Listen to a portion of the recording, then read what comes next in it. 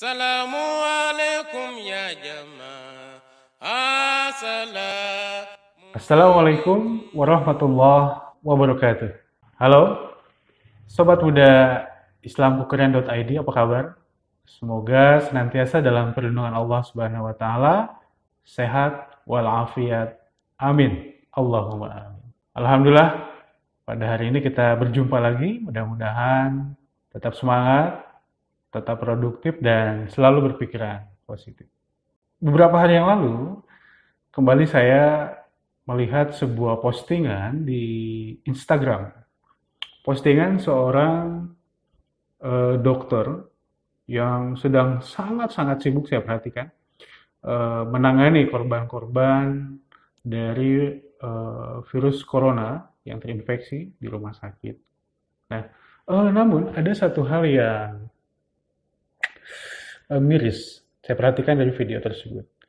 Yang mana dalam video tersebut dia curhat, menyampaikan bahwa di dalam berjibakunya, sibuknya, beratnya menangani pasien-pasien, rupanya harus menghadapi satu kenyataan yang pahit, pil pahit, bahwa tenaga-tenaga medis ini pun harus kekurangan alat untuk perlindungan diri. Seperti beliau contohkan tuh ada dua. Satu masker, yang satu lagi adalah pakaian yang khusus untuk pasien. Dia katakan bahwa untuk masker saat ini sulit sekali diperoleh. Kalaupun ada, sangat mahal.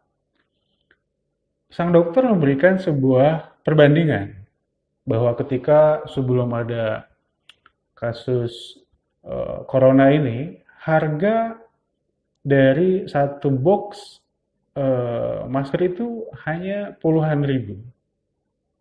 Tapi sekarang ratusan ribu.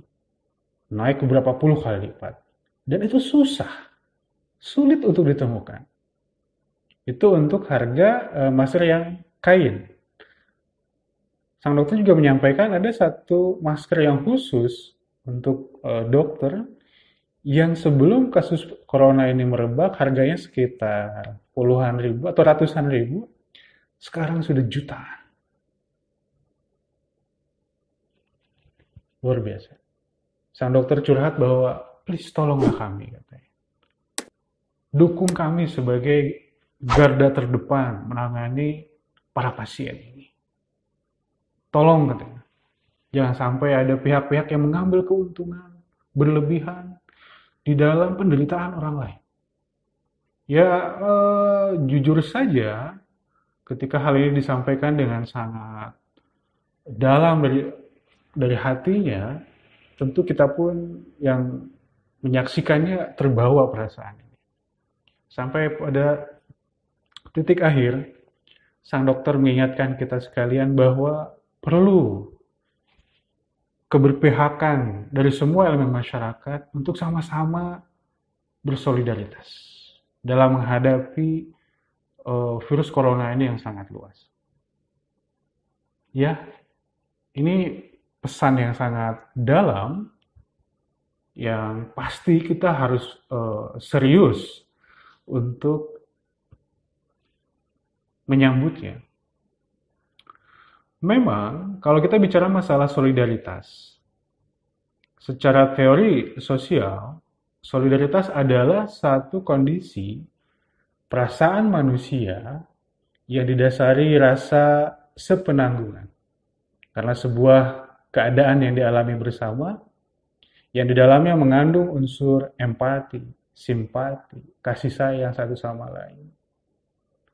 Yang saling memperhatikan, yang saling membantu, dan saling menolong. Itulah mungkin mengapa Pak Dokter tadi mengingatkan kita sekalian bahwa ini saatnya untuk bahu-membahu saling menolong satu sama lain. Jangan sampai ada satu pihak yang mengambil keuntungan, memanfaatkan situasi untuk kepentingan pribadi. Seorang sosiolog, Paul Johnson, mengatakan bahwa pondasi dari solidaritas adalah terciptanya rasa percaya. terciptanya persahabatan. Ada trust di dalamnya. Ya, dan hal ini didasari oleh apa? Didasari oleh nilai moralitas, didasari oleh kepercayaan yang sama, dan juga didasari oleh rasa sepenanggungan. Oleh karena itu menjadi sangat penting pada prakteknya solidaritas ini. Karena solidaritas ini seibarat kekuatan yang menjadi modal sosial, modal kita bersama di dalam menghadapi berbagai macam masalah, dan dia akan menjadi sebuah imunitas sosial. Dengan ada solidaritas, dengan terbangunnya solidaritas, maka kita yakin di dalam diri kita bahwa ada orang yang akan care pada kita, bahwa ada sebuah keyakinan, kepastian bahwa akan ada seseorang atau orang lain yang tidak akan meninggalkan kita. Dan ini akan menjadi sebuah modal yang sangat besar. Tentunya. Dan kesadaran ini harus dibangun pada semua orang.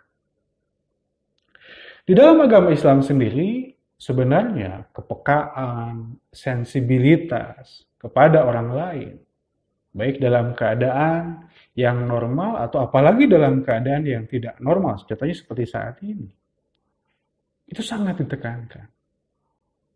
Bagaimana agama Islam memberikan penegasan bahwa sesama muslim adalah saudara dan sesama makhluk manusia adalah menjadi sebuah keluarga. Kadang-kadang memang kita tidak tumbuh semangat solidaritas karena kita senantiasa sayang terhadap harta kita, sayang terhadap kepemilikan kita secara benda. Padahal Allah Subhanahu wa Ta'ala mengingatkan bahwa harta yang kita miliki, yang pertama ada hak orang lain. Dalam surah Al-Ma'arij ayat 24, Allah Subhanahu wa Ta'ala berfirman, "Auzubillahi minasyaitonirrajim, wa fi amwalihim haqqum ma'lum."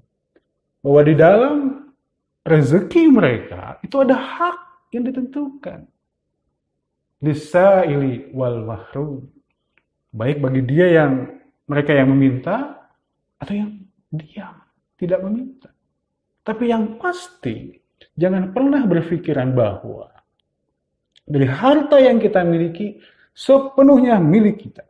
Allah Subhanahu wa Ta'ala ingatkan, tidak. Di dalam harta kita ada hak orang lain.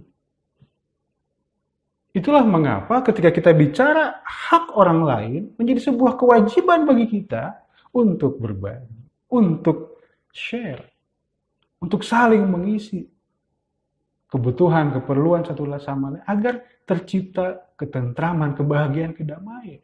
Apalagi dalam suasana seperti ini. Apa yang kita miliki, bagikan. Kita punya beras, berbagi. Kita punya terigu, berbagi. Kita punya sembako, berbagi. Punya uang, punya tenaga, punya waktu, berbagi. Yang kedua, mengapa di dalam Islam sangat menekankan tentang kepekaan, sensibilitas terhadap orang lain dan menghormati orang lain? Karena harta di dalam ajaran Islam disebut sebagai amanah. Harta yang dimiliki oleh kita adalah amanah yang pada suatu hari akan dimintai pertanggungjawabannya. Kalau amanah kan pasti suatu saat akan ditanya untuk apa, diperoleh dari mana, dari cara apa. Dan Allah Subhanahu wa Ta'ala mengingatkan tidak boleh mengambil sumber harta dari cara eksploitasi, menimbun, mengambil hak orang lain, apalagi merugikan orang lain demi kepentingan diri sendiri. Bayangkan, jika tidak ada solidaritas di dalam kehidupan kita, maka yang pertama yang akan muncul adalah egois. Sifat mementingkan diri sendiri. Tidak peduli dengan orang lain. Dan tentunya hal ini akan mencederai nilai sosial dan modal sosial yang tadi disampaikan. Yang kedua, lebih daripada egois akan muncul primordialism. Dia mungkin secara pribadi sudah egois, kadang-kadang terbentuk juga mementingkan kepentingan kelompoknya masing-masing, klannya, bangsanya, atau status tertentu. Tidak pernah memikirkan orang di luar kelompoknya. Dan hal ini akan menjadi sekat kemanusiaan. Yang tentunya kita akan sangat dirugikan dengan hal ini. Dan tentunya yang ketiga, jika tidak ada solidaritas, maka yang akan muncul kesenjangan sosial, permusuhan, bahkan dapat berakhir dengan sebuah peperangan. Itulah mengapa agama Islam menekankan tentang poin ini. Bahkan Allah Subhanahu wa taala menyampaikan kepada kita bahwa salah satu cara memperoleh kebahagiaan adalah mengkhidmati sesama, berbagi dengan sesama, dan menjadi berkat untuk orang lain. Mudah-mudahan kita menjadi pribadi-pribadi yang memiliki nilai-nilai solidaritas, berbagi, kasih sayang dengan sesama, terutama pada masa-masa seperti ini ketika berbagai macam kondisi tidak menguntungkan dalam kehidupan kita. Semoga Allah Subhanahu wa taala menolong kita dan menjaga kita serta menguatkan kita dalam nilai kemanusiaan, dalam nilai solidaritas. Wa akhiru dawana alhamdulillah. Assalamualaikum warahmatullahi wabarakatuh. Assalamualaikum